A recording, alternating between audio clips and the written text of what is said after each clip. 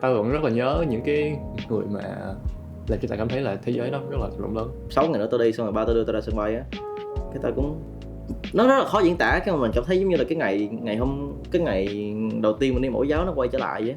Tao có được cảm giác là tao chỉ cần làm con của mẹ tao á, cảm giác nó khác lắm. Và tao thấy như là khi mà tao có Tết á thì không còn gì quan trọng nữa.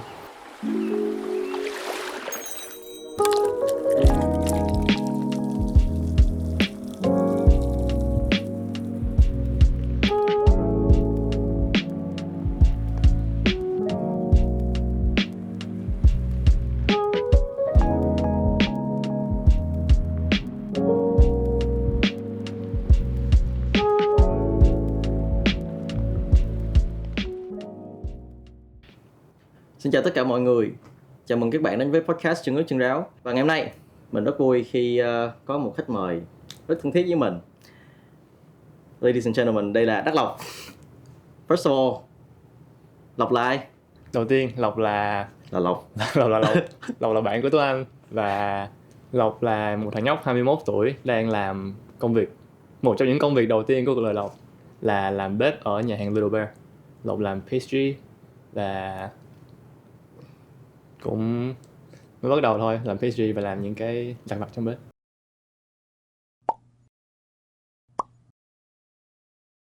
Thì phần đầu tiên của ngày hôm nay chúng ta sẽ có một phần warm up. Thì trong phần này á, mình chưa có nói trước nhưng mà mình sẽ cần Lộc đem ra cho mình 3 đồ vật mà Lộc mang theo ngày hôm nay, và theo Lộc là nó nói lên con người của Lộc. Ok, go ahead. Túi.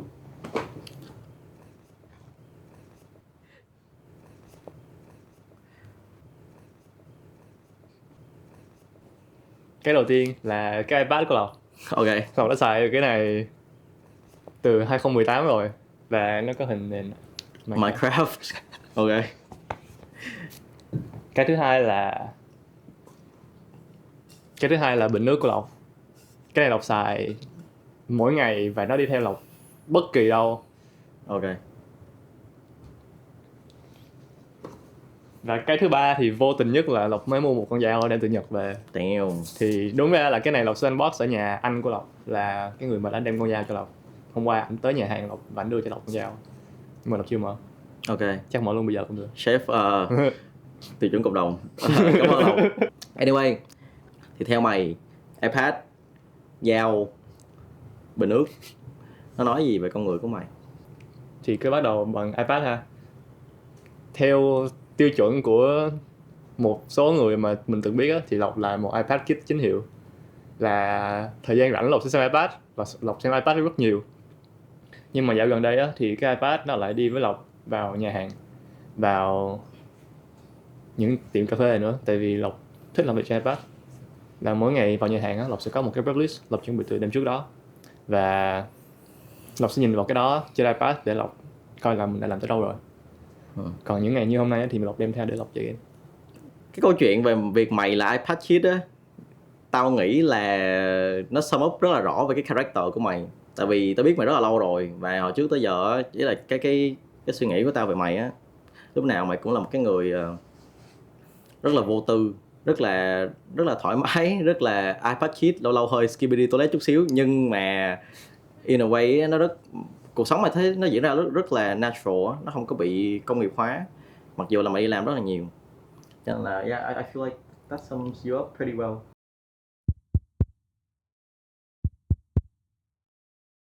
Phần tiếp theo chúng ta sẽ đến với một cái trò chơi khác, đó là chúng ta sẽ chơi trò This or That. Basically ta sẽ đưa cho mày hai sự lựa chọn, một cái segment, và nó sẽ có hai option, và mày sẽ cho tao biết là mày prefer cái nào hơn. Ok, ready? Yeah. Ok. Đầu tiên, lên kế hoạch hay là tự ứng biến? Lên kế hoạch. Lên kế hoạch. Ổn định hay mạo hiểm? Mạo hiểm. Ok. Vậy mới hay á. Teamwork hay I work? Teamwork. Morning person hay night owl? Morning person vào ngày nghỉ, night owl vào ngày đi làm. Trừ việc là mày không làm ban đêm. How does that make sense?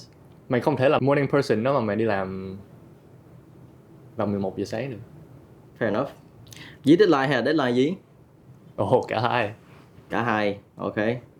Rất giàu nhưng ghét việc mình làm, hay là không giàu nhưng mà lại cực kỳ thích công việc? Yeah, Yeah. yeah, ok. Cái thứ hai. Cái thứ hai, low key that's your situation right now. Chắc nó sẽ thay đổi sau này, mong vậy. I hope the best for you, bro. Luôn đúng với bản thân nhưng mà không ai thích, hay là luôn sai với bản thân nhưng mà tất cả mọi người đều yêu quý? Wow. Cái đang diễn ra là cái thứ hai, là luôn sai với bản thân. Nhưng cái tao hướng tới là luôn đúng với bản thân nhưng mà không ai yêu quý. That's low key me, bro. Anyway, bị hiểu lầm nhưng không giải thích, hay là giải thích cho đến khi nào người ta hiểu thì thôi? Câu hỏi hay đó Tuấn Anh. Cái đầu tiên, bị hiểu lầm nhưng không giải thích. Thế là tại sao? Nó tốn nhiều năng lượng lắm. Tốn nhiều năng lượng. Làm bếp không tốn nhiều năng lượng mà mày vẫn làm nó thôi. Thì năng lượng nó chỉ được đi một chỗ thôi. Fair enough, you have a point. Mày nói là mày thích lên kế hoạch nhưng mày thích mọi hiểu. Đấy, tao tại vì ok, bây giờ chúng ta sẽ nói về việc lên kế hoạch. Tại vì tao biết mày rất là lâu rồi, years, thì tao thấy là mày là người rất giỏi follow through với kế hoạch. Nhưng mà gần đây tao cảm thấy là mày take rất là nhiều risk trong những cái chuyện mày làm. Và hiển nhiên là nó không phải là lúc nào cũng take risk, nhưng mà những cái risk mà mày take tao thấy nó rất là lớn. Thì can you elaborate on that? Ví dụ như là gần đây thì mày quyết định là mày pursue việc nấu ăn, đúng không? Và mày tạm dừng cái việc đi học kinh tế lại. How does that work? Tao có nghĩ đến công việc và thời gian làm việc của cả hai ngành. Để tao successful trong ngành tài chính là ngành tao học, thì tao sẽ phải dậy lúc 7 giờ sáng hoặc là sớm hơn. Bây giờ mày cũng dậy lúc 7 giờ sáng và sớm hơn. Vào ngày thứ hai thì tao phải dậy lúc 7 giờ sáng. Và bây giờ thì mày dậy tất cả các ngày trừ ngày thứ hai. Tao sẽ dậy vào 7 giờ sáng vào ngày thứ hai đến ngày thứ 6. Bây giờ là thứ ba tới chủ nhật. Bây giờ thứ ba. I don't think that's better, chat. Ta sẽ phải dậy lúc 7 giờ sáng. Ok, vào ngày thứ hai. Vào ngày thứ hai đến ngày thứ 6. Và đi làm lúc 8 giờ.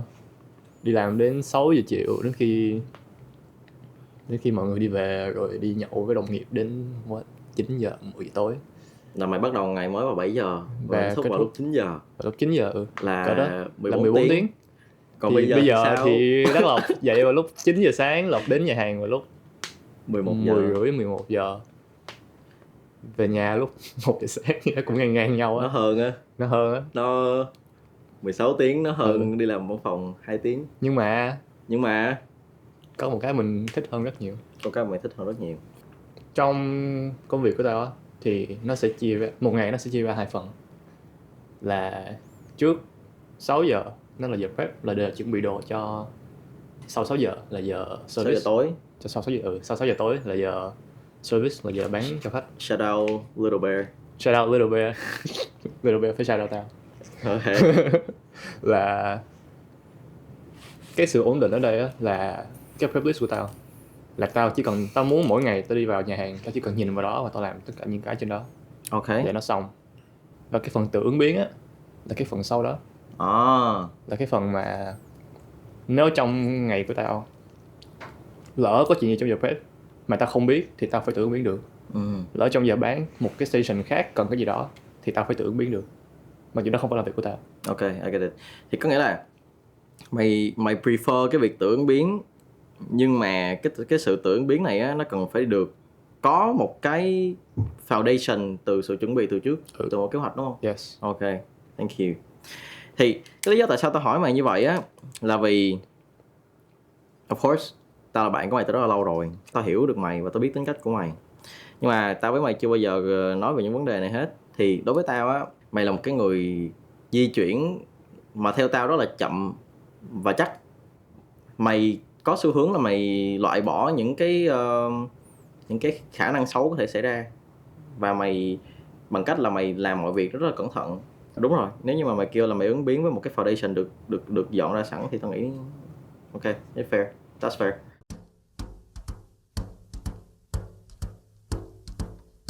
That's warm up. Bây giờ chúng ta sẽ đến với những phần chính của podcast ngày hôm nay, của episode ngày hôm nay. Thì đầu tiên, mày là một người có một cái career path mà theo tao thấy là rất là thú vị, probably là một trong những career path thú vị nhất trong những người mà tao biết. Thì phần đầu tiên á, mình sẽ nói về cái transition từ trường học mà mày bước ra đời, bước ra thị trường lao động. Ok, một câu hỏi rất là chung chung. Cái cú sốc đầu đời của mày khi mà mày bước chân ra khỏi cái nhà trường mà mày đi làm công việc đầu tiên của mày là gì? Công việc đầu tiên của tao là một công việc part time ở một nhà hàng ở quận 3.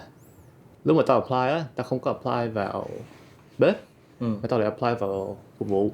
Tại vì đó là công việc đầu tiên của cậu tao.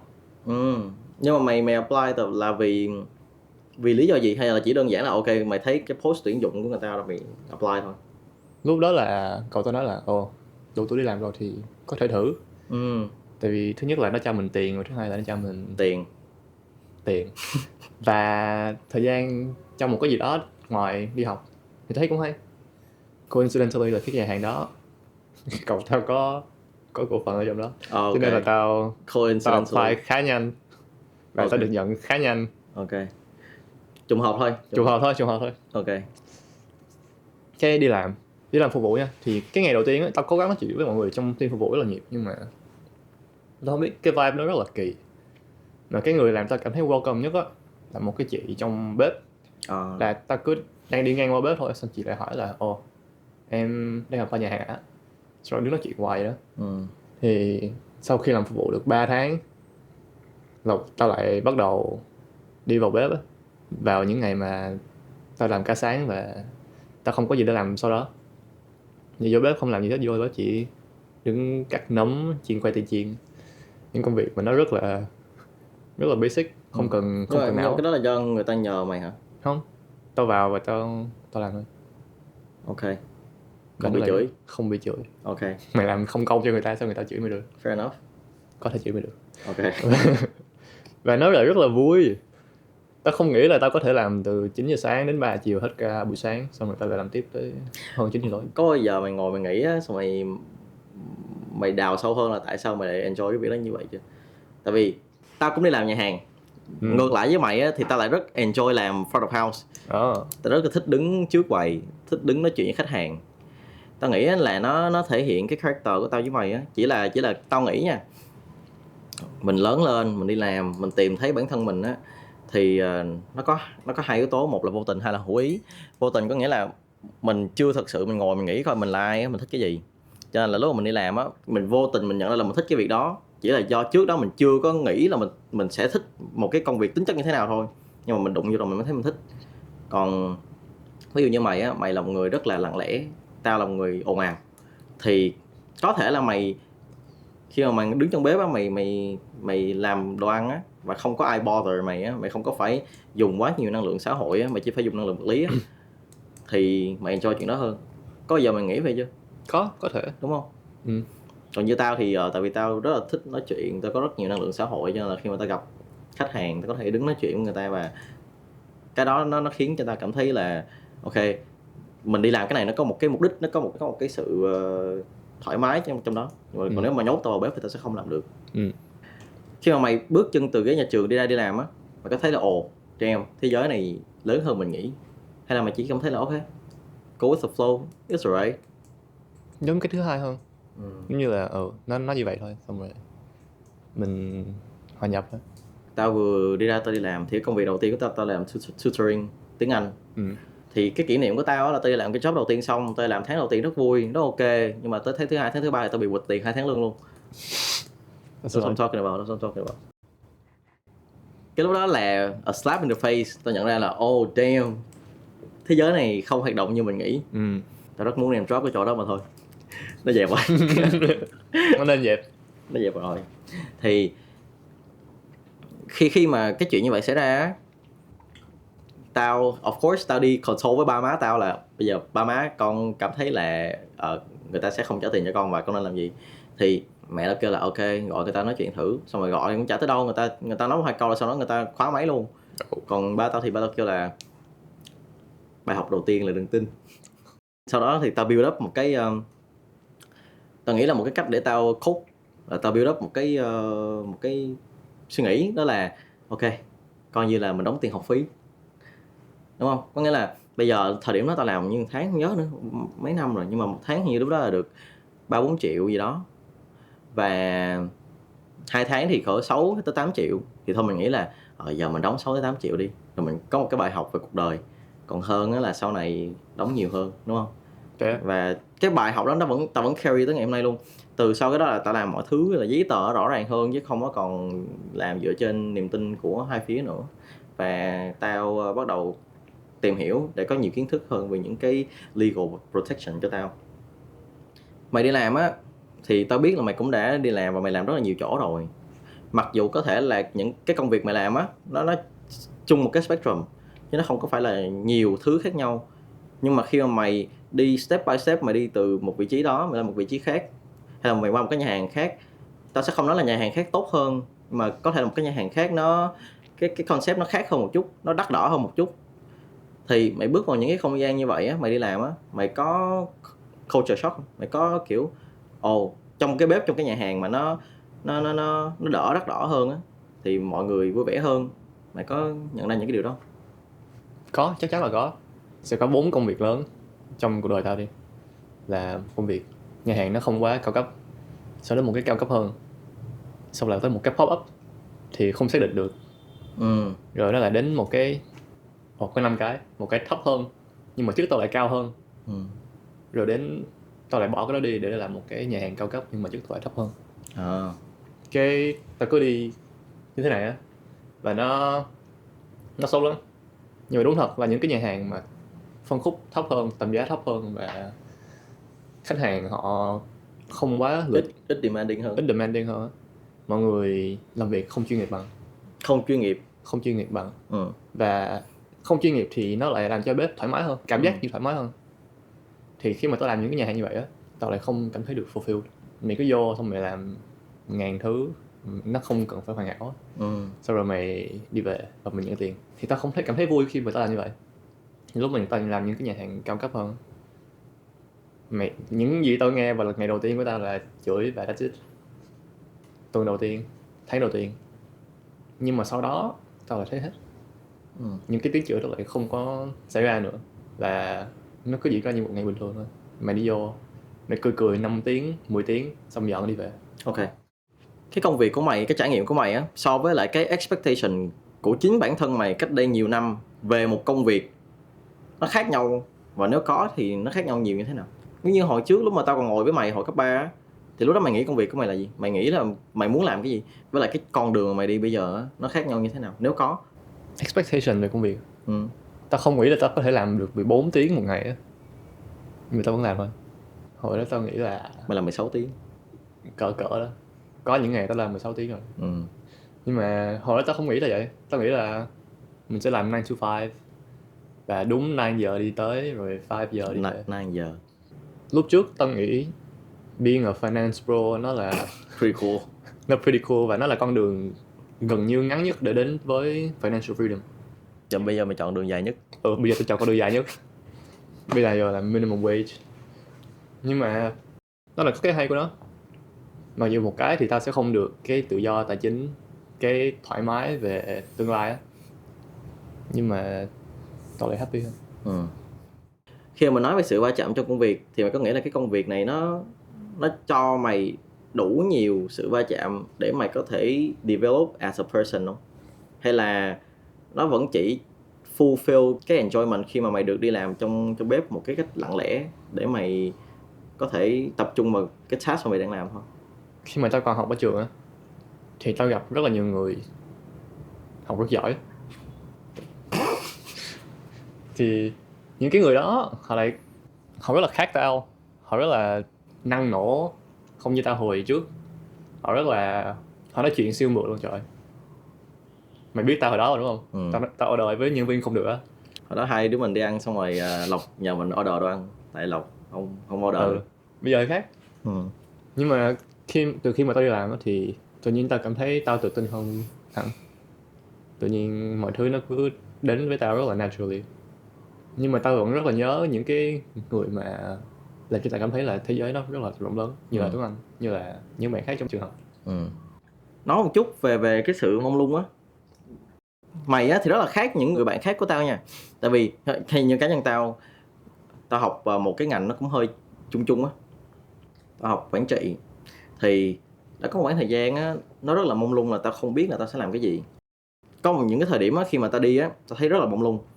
Tại vì những cái mình mỗi ngày mình tiếp xúc với những điều chung chung thì mình không rõ là mình sẽ trở thành cái gì hết, đúng không? Nhưng mà mày thì khác nha. Tao cảm giác là cái sự mông lung của mày á, theo tao là gần như không có. Có nghĩa là từ ngày đầu tiên mà mày nói với tao là mày đi làm bếp cho tới ngày hôm nay á, thì cái cách mày nói về việc đi làm bếp á, nó rất là chắc chắn. Mày làm trong nhà hàng xong rồi mày đi làm pop up, nó diễn ra mà tao thấy là nó như được định sẵn vậy á. Thì how did you do that? Cái này là tao phải cảm ơn rất là nhiều người, là Những người rời đi. những người rời đi tại vì họ đi nước ngoài đi học Ok. tiếp. Bây giờ những người ở lại. Và bây giờ những người ở lại. Ok. Và thật ra sau khi tao nghỉ công việc part time đầu tiên của tao á, tao tính nghỉ bếp một thời gian hẳn để tao học cho xong. Tao mới năm 2 thôi. How to turn tables. Và sau đó một cái nhà hàng mà tao rất là thích họ đăng tuyển lập tức luôn. How to turn tables, cho nên mới được không? Cho nên tao Thay vì sẽ nghĩ bếp thì tao nghĩ cái còn lại. không, chưa lúc đó chưa. vẫn làm hai cái. Ok. Xong rồi lại muốn nghỉ nữa. Sau khi nghỉ cái đó thì tao cũng lại tính là ok, mình sẽ học gần xong cho hết năm thứ 3 và mình sẽ đi làm bếp lại. Thì một người bạn của tao bên Mỹ về và nói là hey, do you have a job? Tao nói là không, tao đang đi học. Và nói là you have a job now. Fair enough. Cho nên là mày đi làm. Mà tôi làm pop up chung với một anh người Mỹ. Nhưng mà không bao giờ mày question bản thân là cái next step sẽ là gì hả? Có nghĩa là mày luôn luôn biết và mày luôn luôn định hình được trong đầu mày là ok, my next step is gonna be in a kitchen. Tao có cái vision 10 đến 15 năm nữa của tao là tao sẽ own một cái nhà hàng. Mở một cái nhà hàng. Nhưng mà làm sao để đến được những cái đó thì chưa thấy. Từ khi nào mày build up cho bản thân mình một cái vision về việc là tao sẽ làm bếp, tao sẽ làm nhà hàng, và tại sao xuyên suốt khoảng thời gian qua nó vẫn stay intact như vậy và nó không thay đổi dù chỉ một chút? Tại vì mấy năm qua thì tao nghe mày nói thì mày cũng keep cái vision là tao sẽ làm nhà hàng, tao sẽ mở nhà hàng, sẽ làm nhà hàng, sẽ mở nhà hàng. Trong khi nhiều bạn ở độ tuổi của tụi mình á, bạn bè xung quanh mình thôi, ngày mai ăn gì tao còn không biết, hay là tháng sau đi làm gì tao còn không biết. Tao đang làm công việc này nhưng mà tao thật sự không cảm nhận được là tao sẽ làm công việc này lâu dài. Thought process của mày là gì? Hồi xưa tao có một người thầy dạy tao dạy thêm từ cấp 2 đến hết cấp 3 luôn. Dạy tao xuyên suốt một thời gian 7 năm dài. Thì thầy đã nói với tao là con muốn làm gì cũng được, miễn là con bỏ cho nó ít nhất 5 năm thì để con biết được là con có thể master nó không. Thầy đó đối với tao là một trong những người vĩ đại nhất thế giới. Tại vì thầy làm tất cả từ 2 bàn tay trắng và một chiếc xe Wave. Chiếc xe Wave thầy chạy được 200.000 cây số, đã được 5-7 lần vòng trái đất. Toán sẽ được tính lại. Cỡ đó. Nếu mà thầy đã làm được thì tại sao tao không làm được? Và tao đã tìm được thế cái mà tao thấy thích rồi. Và mày có một cái niềm tin rất vững vào việc đó, không lung lay. Theo tao đó là chuyện rất là đáng ngưỡng mộ nha. Tại vì tao đi rất là nhanh. Sometimes it's a race, ai về đích trước. Nhưng mà với mày ấy, nó không phải là race, nó là it's a stroll in the park ấy. Mày cứ đi và mày sẽ đến. Có nhiều bạn cũng ngồi đây với tao nè, và họ nói với tao là cái việc mà đi chậm á, nó khiến cho họ nghi ngờ bản thân. Nhưng mà với mày thì lại không có cái sự mông lung đó. Trước khi mày đi chậm lại như vậy á, mày có so sánh bản thân mày với những người xung quanh không? Tao nghĩ để gọi là tao đi chậm á thì nó cũng không đúng 100%. Đi chắc nó sẽ đúng hơn. Có một bạn sinh năm 2004 và bây giờ bạn đó trên tao 2 chức. Tao rất hay so sánh tao với bạn đó, là tại vì bạn đó đã vào ngành trước tao và bây giờ bạn đó hơn tao 2 chức rồi. Tao là phụ bếp, bạn đó là trưởng ca. Thì như thế nào? Nghĩa là sao để tao không phải là outpace, có thể là outpace, là sao để tao bắt kịp được bạn đó thì tao phải làm nhiều hơn thôi. Tao chắc chắn với mày mỗi ngày 90% ngày tao đi làm đó, ngoài bếp trưởng ra tại bạn phải đi chợ, là tao là người đầu tiên tới bếp, tại vì tao cần phải làm nhanh hơn. Và khi mà tao nhìn mọi người on paper đi nhanh hơn tao về mặt tài chính á, Mọi người ở tuổi này mọi người đi làm intern xong rồi mọi người làm được một cái job ở công ty Big Four kiểm toán nào đó, tiền của mọi người đạt trên con số 20 triệu là bình thường, nhưng mà tao không có cái đó thì tao cũng nhìn vào họ và tao chỉ có thể nói với tao một câu là mình phải cố gắng hơn. Mày so sánh mày với bản thân mày nhiều hơn hay là mày so sánh mày với người khác nhiều hơn? Thường á là tao sẽ so sánh tao á với lại bản thân tao của ngày trước. Tao cũng lâu lâu cũng peer pressure với một vài người xung quanh, nhưng mà cái đó ít thôi. Chủ yếu là tao lo lắng là không biết là mình có reach được cái full potential của bản thân hay không, hay là mình cứ tìm tòi rồi mình cứ đi bay nhảy lung tung á thì everything's gonna go to waste.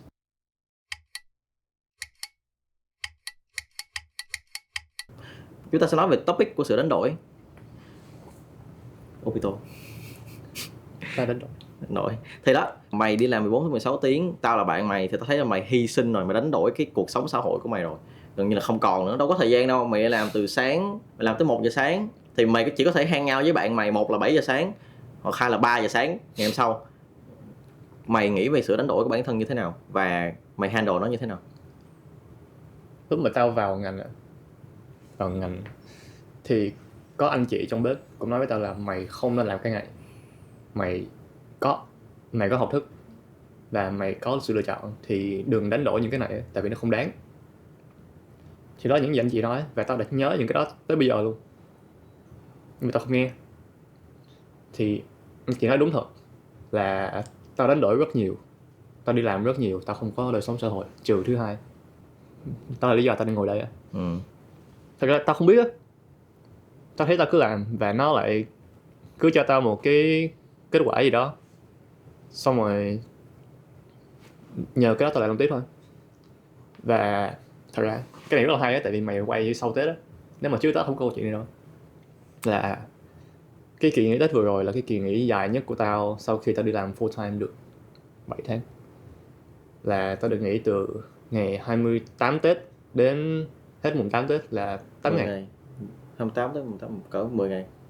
Đến mùng 6 Tết, đến mùng 6 Tết. Okay. 8 ngày. 8 ngày tao không làm gì cả, tao chỉ gặp mày. Tao chỉ đi chơi với gia đình tao, đi ăn với gia đình tao và gọi điện cho bạn bè của tao bất cứ khi nào tao muốn. Và đánh bài. Không nói khúc đó. Ok. Sau khi cái đó kết thúc á, tao mới nhận ra là cuộc sống hồi đó của mình nó là như vậy. Nó là gặp bạn bất cứ khi nào mình muốn, không bị evaluated một cái giờ trong ngày. Tại vì ở bếp á, mấy anh không có show cái này, mấy anh sếp của tao, mấy anh không show ra, nhưng mà tao biết là mấy ảnh đánh giá tao và đánh giá những người khác từng giờ và từng phút. Đánh giá là kiểu performance đúng không? Evaluate đó, chứ không phải là judge. Evaluate mọi người từng chi tiết luôn, và không phải cái nào cũng nói ra, cho tới performance review. Thì khi mà tao có được cái cảm giác ở nhà, tao có được cảm giác là tao chỉ cần làm con của mẹ tao á, cảm giác nó khác lắm. Và tao thấy như là khi mà tao có Tết á thì không còn gì quan trọng nữa. Thế là tao relate được á, tại vì ở Úc á là tao làm 9 to 5 xong rồi tao làm 6 to 11 á. Thì khi mà mình đi làm văn phòng buổi sáng rồi buổi tối mình lại đi làm nhà hàng á, hiển nhiên nha, ý là mình phải thừa nhận cái chuyện là tao với mày được nuôi dạy trong background rất là tốt, cả về mặt kinh tế lẫn những cái điều kiện xung quanh mà gia đình có thể đưa cho mình vào á. Nhưng mà đối với tao thì tao về đây thì tao cũng relate được á. Tao về đây cái tao thấy tao sống với ba mẹ tao. Hồi xưa có cái kỷ niệm là tao đi học mầm non á, xong rồi cái ngày đầu tiên tao đi học cái tao khóc á, xong rồi ba tao ký tao sưng đầu. Xong rồi tự nhiên cái tao picture lại là 6 ngày nữa tao đi, xong rồi ba tao đưa tao ra sân bay á, cái tao cũng, nó rất là khó diễn tả. Cái mà mình cảm thấy giống như là cái ngày đầu tiên mình đi mẫu giáo nó quay trở lại vậy. Mình không muốn đi, nhưng mà một cái cách nào đó thì 20 năm rồi cái cảm giác đó nó mới quay trở lại lần nữa. Thì nó nói cụ thể hơn nha, mày có nghĩ là mày đi làm như vậy á, rồi bây giờ mày có một khoảng nghỉ dài như thế, mày reflect lại, mày có thấy là mày đánh đổi cái con người của mày rất là nhiều, cái con người thật của mày á, hay là mày quá bận và mày không có thời gian để cho nó hit luôn, cho tới khi mày rảnh thì bây giờ nó mới hit? Tao lại không có cái cảm giác mà nhìn vào gương xong rồi tao không biết tao lại có thể mày nói đúng rồi, tại vì tao đi làm quá nhiều á. Chắc chắn là tao đã biết được tao không còn vô tư như hồi trước nữa. Tao thì luôn nghĩ đó là một phần của cuộc sống, but có thể nó không cần phải như vậy á. Có một cái câu đùa tao hay nói với bạn tao là mày một là có thể mày biết đủ và mày hạnh phúc, hoặc là mày không biết đủ và mày cố gắng hoài đến khi mày giàu. Nhưng mà tới gần đây tao mới biết là nó không có mutually exclusive á, là mày có thể biết đủ và mày cố gắng push bản thân hoài thì tao sẽ tìm cái đó. Ok, bây giờ nói về cái sự đánh đổi như thế á, thì ok, mày nghĩ đó là một phần tất yếu cuộc sống đúng không? Nhưng mà nó không nhất thiết nó phải như vậy. Giống như mày á, cái Mount Rushmore của mày là có ông thầy mày đúng không? Thì cái Mount Rushmore của tao là có ba tao nằm giữa, ba tao bự, siêu bự luôn. Cái hình ảnh, cái portrait của ba tao trong đầu tao á, lúc nào cũng là một cái người đàn ông on the go đó, đi làm. Tại vì cái công việc của gia đình tao thì nó không phải là ở thành phố, mà nó ở một chỗ khác. Và cái tuổi thơ của tao là ba tao cứ đi về. Và nhưng mà tuy nhiên á, thì ba tao luôn luôn cố gắng để put nhiều effort nhất vào cái việc là không để cho công việc của ba tao á nó khiến cho giữa ba và các con nó có một khoảng cách quá lớn. Ngoài ra thì ba tao còn là người rất là trầm lặng nữa. Nhưng mà lớn lên á tao mới thấy không được, I gotta fix that. Nghĩa là nếu như mà ba tao đã đi về rồi á, mà tao lớn lên xong rồi tao refuse nói chuyện với ba tao á, thì sau này sẽ không có gì để nói cả. Cho nên tao bắt đầu tao treat ba tao như một người bạn nhiều hơn. Có nghĩa là tao come up với ba tao nói chuyện nhiều hơn, là tao chủ động tao gọi điện thoại cho ba tao hỏi là ok công việc này như thế nào, ABC Z. Và khi mà tao có cơ hội để làm chuyện đó, tao mới nhận thấy là thật ra thì có những cái perception của mình về ba nó cũng không đúng. Nghĩa là kiểu ba cũng có những cái soft spot đó mà mình chưa có discover ra. Dựa trên bài học của bản thân tao và của ba tao á, thì tao nhận ra là một người nó biết đủ. Ba tao lớn lên trong một cái hoàn cảnh rất là khó khăn, cho nên là cái sự cố gắng của ba tao á, nó được thúc đẩy bởi cái background đó. Và tao cảm giác là chính vì vậy ba tao không bao giờ dừng lại hết. Tao propose với ba tao là ok ba, bây giờ là ba tới tuổi nghỉ hưu rồi. Ba tao chọn là ba tao không về hưu. Thì ba tao nói với tao là ngày nào ba còn sống á, là ngày đó ba phải đi làm. Tại vì ba tao tìm được mục đích trong việc đi làm. Và khi mà những năm gần đây khi mà tao mời ba tao đi chơi, kiểu ba ơi ba đi du lịch với con gì đó, thì ba tao sẽ kêu là không. Ý là ba tao kêu là thôi ba không đi đâu, tuổi trẻ ba đi rất là nhiều rồi, bây giờ con với em gái đi. Lúc đầu á tao thấy shit, kiểu this is so boring á, tại sao ba lại như vậy. Nhưng mà càng lớn á tao mới càng hiểu là ba tao được thúc đẩy bởi quá khứ khó khăn. Và vì thế ba tao không bao giờ cảm thấy fulfill hết. Ba tao luôn luôn cảm thấy là đã từng có khoảng thời gian á, ba tao không có đồ ăn trên bàn, cho nên là bây giờ ba tao phải luôn luôn đảm bảo là đồ ăn phải luôn có trên bàn, đúng không? Thì tao học được một cái bài học quý giá là biết đủ là hạnh phúc. Và tao đang rất là cố gắng để tao biết đủ. Khi mà tao lớn á, và tao càng ngày tao càng xóa bỏ được những cái expectation cho bản thân như vậy á, thì khi mà tao bắt đầu làm những cái project như thế này nè, tự nhiên cái thấy cuộc sống nó vui vẻ hơn hẳn luôn. Mình làm mà mình không có nhất thiết là tại vì mình fortunate là mình không có cần phải put food on the table á, thì mình có cơ hội mình làm những cái này và mình bỏ ít gánh nặng cho bản thân mình lại thì nó nhẹ nhàng hơn. Câu hỏi cuối cùng về sự đánh đổi là có khi nào trong nguyên cái chặng đường mày đi á, từ làm part time tới làm pop up tới làm full time, mày thay vì cảm thấy rất là thành tựu về những bước chân tiếp theo á, thì khi mà mày bước một bước thì mày lại cảm thấy là sợ, mày thấy trống rỗng, mày thấy mày bị freaked out tại vì mày không biết là nó sẽ dẫn đi đâu. Có khi nào thấy vậy không? Thấy hoảng sợ vì sự mông lung, vì cái việc là mình phải đánh đổi nhiều quá và vì mình không biết là nó có xứng đáng hay không? Có. Lúc mà tao làm công việc part time thứ hai của tao á, thì ngay giữa công việc đó là lúc mà Kiệt là một người bạn siêu thân của tao, thì chọn chơi với tao được tới giờ là 11 năm, từ lúc tụi tao vào lớp 6 tới giờ ngồi cạnh nhau luôn. Và nó về nó nói là mày sẽ làm pop với tao, và tao sẽ làm pop với nó. Lúc đó tao làm part time thôi cho nên là thời gian off của tao nó cũng dễ. Tao nói chuyện với sếp của tao là tao muốn off 3 tuần để tao đi làm pop. Thì lúc mà tao off như vậy á, lúc tao mới làm pop được chưa tới 1 năm nữa, tao không biết là tao sẽ làm gì trong cái nhà hàng, trong cái pop up đó. Nó là một cái bar rất là random ở quận 2.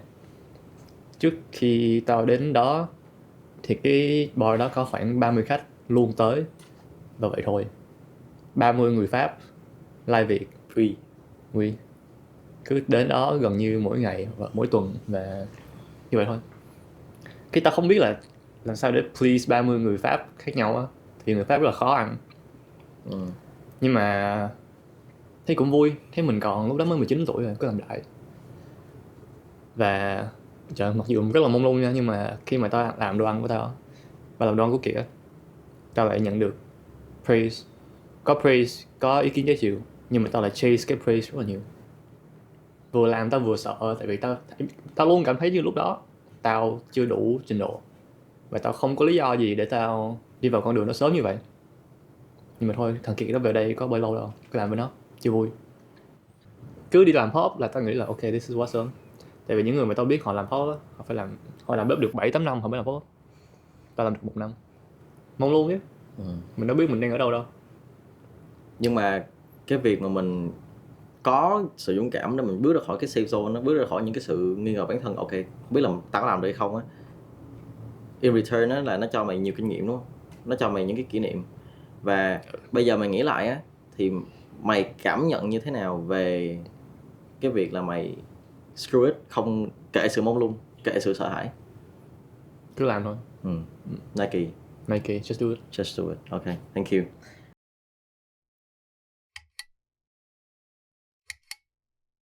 Bây giờ mình sẽ nói về cái việc là mình đi rất là xa nha, mình làm rất là nhiều thứ, nhưng mà làm sao để mình giữ bản thân mình lại.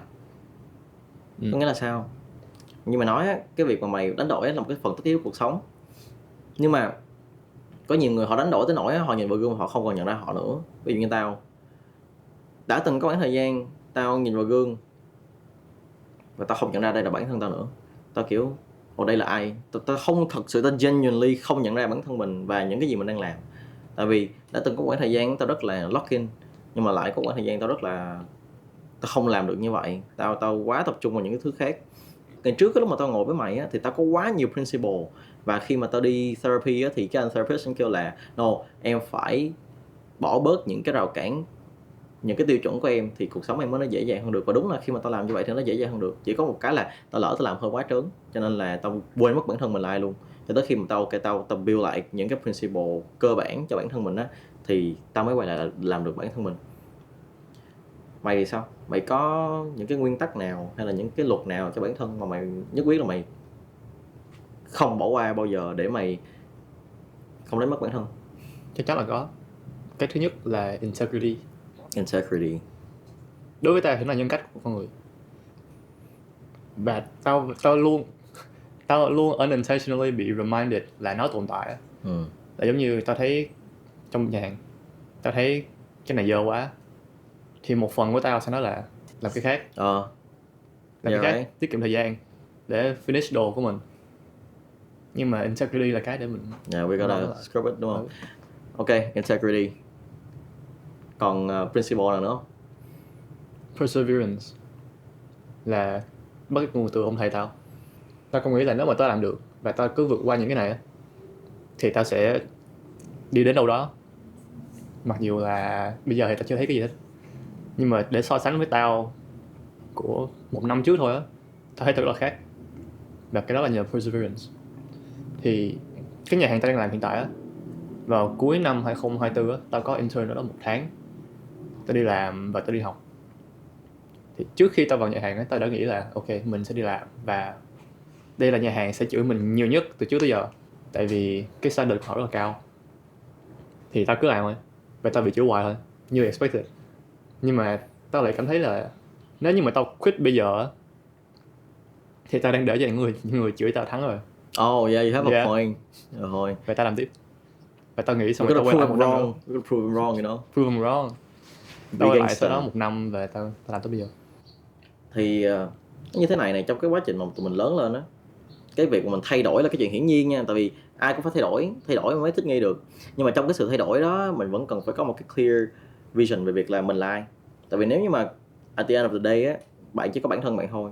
Và nếu mà bạn thay đổi quá nhiều tới cái mức độ mà bạn không thể nhận ra được bản thân của bạn nữa, đối với tao là lúc đó là lúc mà mình mất hết tất cả mọi thứ. Tại vì suy cho cùng thì mọi thứ cũng chỉ là bản thân mình thôi, đúng không? Mình có thể thay đổi, mình có thể thay đổi cách ăn nói, thay đổi cách ăn mặc, nhưng mà những cái cốt lõi của bản thân thì mình cần phải hiểu nó là gì và mình cần phải giữ nó. Tại vì bạn có thể đi rất xa, bạn có thể đi rất nhiều nơi, nhưng mà nếu như bạn không có một cái nơi để về, và thường nó chính là cái tâm hồn của bạn, thì nó không tốt. Cảm ơn câu chuyện của Lộc. một câu chuyện rất là dài, rất là hay. Và cái hành trình của mày thì tao thấy rất là ngưỡng mộ. Tao là một người rất là lung tung, có nghĩa là tao muốn làm hết tất cả mọi thứ trên đời, cho nên là hy vọng một ngày tao có thể làm nhà hàng với mày. Ok, final part. Đầu buổi tao có hỏi là mày là ai, thì bây giờ sau khi mà chúng ta đi một cái cuộc hội thoại như thế này á, mày đã nói mày đã có thời gian để mày reflect lại những cái hành trình mà mày trưởng thành á, thì bây giờ một lần nữa mày nghĩ mày là ai? Mày nghĩ mày là người như thế nào? Mày nghĩ mày sẽ còn đi đến đâu? Xin chào Tuấn Anh. Mình là Đắc Lộc. Ok. Mình là một người 21 tuổi đang luôn cố gắng. Khi mà cái câu hỏi mày là ai á, thường ok người ta hỏi tao sẽ kêu tao Tuấn Anh, nhưng mà cái câu hỏi đó tao nghĩ nó có nhiều tầng ý nghĩa hơn là chỉ Tên của mình. Nếu như mà mày có thể gửi một cái lời khuyên tới bản thân mày 5 năm trước, và mày có thể gửi một mong muốn của mày cho bản thân mày 5 năm sau, thì đó sẽ là gì? Trước khi học đại học, hãy gấp year. Đừng gấp year vào năm cuối cùng, mắc cười lắm. Không mất cười lắm. Gấp gì thành gấp luôn. Gấp year có thể thành gấp luôn. Xin mẹ đừng thấy cái này. Ok, thế là mong muốn của bản thân cho 5 năm sau. 5 năm sau. 5 năm sau Đắc Lộc phải đi được ít nhất 3 nước nữa. Đó là không được ở Việt Nam nữa. Có thể quay về nhưng mà phải đi trước đã. Đi ở đây là đi du lịch hay là đi học hỏi? Đi học hỏi. Có cái đặc thù của ngành này á là Tuấn Anh có thể apply cho một cái job ở nước ngoài và họ rất sẵn sàng để cấp visa cho Tuấn Anh làm. Thế mà mày có đất nước nào mày cụ thể không? Có. Ok, say it. Ý To yourself. và Nhật. And somewhere. Và Úc. Ok. Ý, Nhật, Úc. Cảm ơn Đắc Lộc. Itadakimasu. Cái đó là chúc ăn ngon đúng không? Arigato. Ok. Ok, cảm ơn Đắc Lộc vì câu chuyện rất ý nghĩa ngày hôm nay. And that's it. Thank you.